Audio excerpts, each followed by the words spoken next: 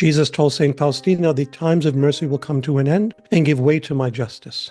That's known in theology in Scripture as the day of the Lord. It's when God's wrath is manifest. And we know from approved prophetic literature what this chastisement consists of, how we are to prepare ourselves for it. I will say, and it's again just my theological opinion, and I hope I'm wrong, we have 2 more good, dependable feast days of divine mercy in front of us.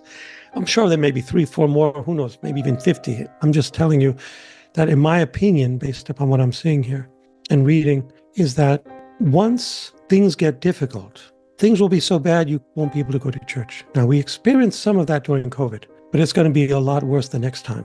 And what that next time consists of, I really don't know. But there will be a moment where we won't be able to even go to church. That's why I say, take this Divine Mercy Sunday very seriously. The first Sunday after Easter. The Divine Mercy Feast comes from directly the depths of the bosom of God's mercy, not from the treasure trove of saints. So there's a difference.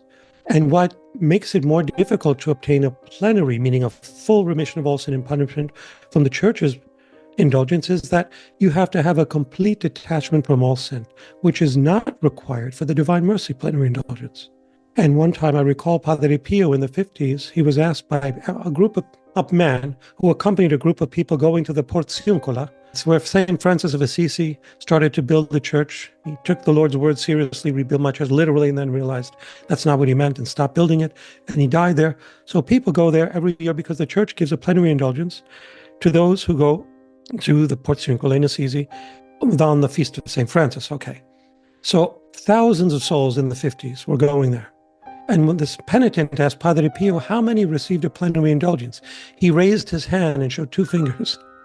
They were shocked. He says, you mean everyone here didn't get a plenary? He said they got an indulgence, but it wasn't complete because they did not have a complete detachment from all sin.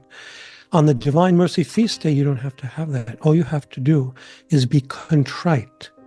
Contrition, unlike attrition, means not only do you fear going to hell, which is attrition, but you make a resolution to prove your love for God. Judas Iscariot had attrition, not contrition. The church teaches attrition does not take away grave sin, only takes away venial sin. The fear of hell does not take away grave sin. Contrition does. That's the love of God. How do you know you have the love of God? By making a resolution. Judas never made a resolution. So he was fearing, but he never, like St. Peter said, I'm sorry, I won't do it again. So that's why I think it's very important that we take complete advantage of this feast day of Divine Mercy.